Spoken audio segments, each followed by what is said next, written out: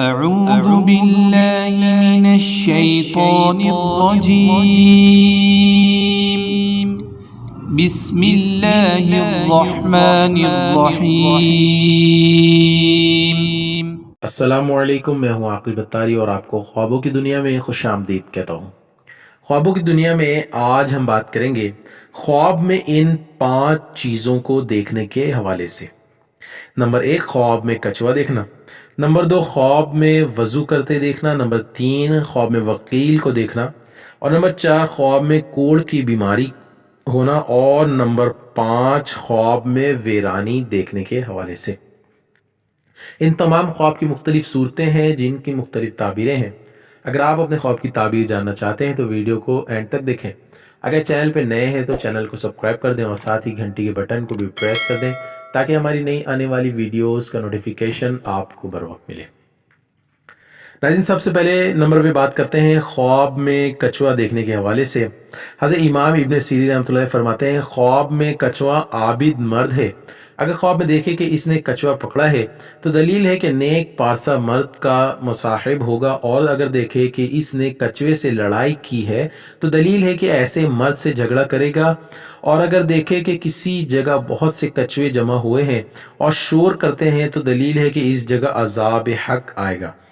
حضرت جابر مغربی رحمۃ اللہ علیہ فرماتے ہیں اگر کوئی شخص خواب میں دیکھے اس نے کچھوے کو مارا ہے اور اس کا گوشت کھایا ہے تو دلیل ہے کہ زاہد شخص مغلوب کرے گا اور اس کا مال لے گا، اور اگر خرچ کرے گا، اور اگر دیکھے کہ اس کو کچھوے نے کاٹا ہے تو دلیل ہے کہ زاہد مرد کو رنج پہنچائے گا، اور اگر خواب میں دیکھے کہ اس نے کچھوے کو پکڑ کر پانی کے باہر خشکی پر ڈالا ہے تو دلیل ہے کہ زائد شخص کا کام سے روکے گا اور اس کو نقصان پہنچائے گا۔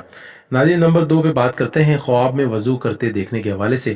حضرت امام ابن سیرین رحمۃ اللہ علیہ فرماتے ہیں اگر کوئی شخص خواب میں دیکھے کہ اس نے ہاتھ اور منہ صاف پانی سے دھویا ہے تو دلیل ہے کہ کام ڈھونڈے گا اور پورا کام پائے گا اور اس کا مقصود حاصل ہوگا، اور اگر خواب میں دیکھے کہ اس نے ناپاک پانی سے منہ دھویا ہے اس کی تعویل اول کے خلاف ہے۔ حضرت ابراہیم کرمانی رحمۃ اللہ علیہ فرماتے ہیں اگر کوئی شخص خواب میں دیکھے کہ اس نے اپنا ہاتھ منہ دھویا ہے تو دلیل ہے کہ اپنے دوستوں کے لیے مدد چاہے گا اور اس امر کی مراد حاصل ہوگی۔ ناظرین، نمبر 3 پہ بات کرتے ہیں خواب میں وکیل کو دیکھنے کے حوالے سے۔ حضرت امام ابن سیرین رحمۃ اللہ علیہ فرماتے ہیں خواب میں دیکھے کہ بادشاہ کا وکیل بنا ہے اور اپنے کام میں منصف بنا ہے تو دلیل ہے کہ دنیا کے خیر و صلاح پائے گا، اور اگر قاضی کا وکیل بنے گا تو بھی یہی تعویل ہے، اور اگر وکالت کے کام میں نہیں ہے تو اس کی تعویل خلاف ہے۔ حضرت جابر مغربی رحمۃ اللہ علیہ فرماتے ہیں اگر کوئی وکیل دیکھے کہ اس نے اپنے موکل پر مہربانی کی ہے تو دلیل ہے کہ وہ کسی مرد کو پاکیزہ بات کہے گا، اور اگر موکل کو شادہ روک کے دیکھے تو دلیل ہے کہ اس کو اس سے منصفہ حاصل ہوگی، اور اگر دیکھے کہ اس کے خلاف تو اس کی تعویل بد ہے۔ ناظرین، 4 نمبر پہ بات کریں گے خواب میں کوڑ کی بیماری دیکھنے کے حوالے سے۔ کوڑ کی بیماری اس کی خواب میں دیکھنا مال ہے جو اس کو پہنچے گا، خاص کر اگر جسم پر سفید آبلے دیکھے۔ حضرت ابن سیری رحمۃ اللہ علیہ فرماتے ہیں اگر کوئی شخص خواب میں دیکھے کہ اس کے جسم میں بہت سا کوڑ ہے تو دلیل ہے کہ اس کو بڑا کام پیش آئے گا، اور بعض اہل تعبیر بیان کرتے ہیں کہ اس کو مشہور کرے گا۔ حضرت جعفر صادق رحمۃ اللہ علیہ فرماتے ہیں اگر کوئی شخص خواب میں کوڑ درویش کے لیے تونگری ہے اور نعمت ہے، اور دولت مندوں کے لیے گناہ سے روکنا ہے، اور اگر خواب میں دیکھے کہ اس کی تمام انگلیاں گر گئی ہیں تو دلیل ہے کہ نیک کام کرے گا، اور ممکن ہے کہ اس کا فرزند بھائی دنیا سے جائے گا۔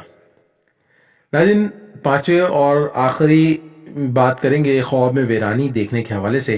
حضرت امام ابن سیری رحمۃ اللہ علیہ فرماتے ہیں اگر گھر اور دکان وغیرہ کی ویرانی دین کی گمراہی ہے، اور اگر خواب میں دیکھے کہ اس نے ویرانے کو آباد کیا ہے تو اس کی تعویل بہتر ہے۔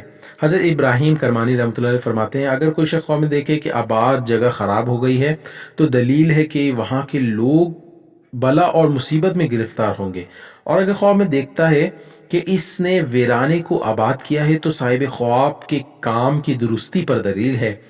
حضرت جابر مغربی رحمۃ اللہ علیہ فرماتے ہیں اگر ویرانی خدا تعالیٰ کی طرف سے ہے تو دلیل ہے کہ صاحب خواب کو نفع ہوگا۔ حضرت جعفر صادق رحمۃ اللہ نے فرمایا کہ اگر کوئی شخص خواب میں دیکھے کہ اس نے مسجد یا مدرسہ ویران کیا ہے تو اس کے کام کی نقصان پر دلیل ہے۔ اللہ پاک سے دعا ہے اللہ پاک ہمیں دین و دنیا میں کامیابی عطا کرے اور شیطان اور دشمن کے شر سے محفوظ رکھے۔ صلو علی الحبیب صلی اللہ تعالی علی محمد۔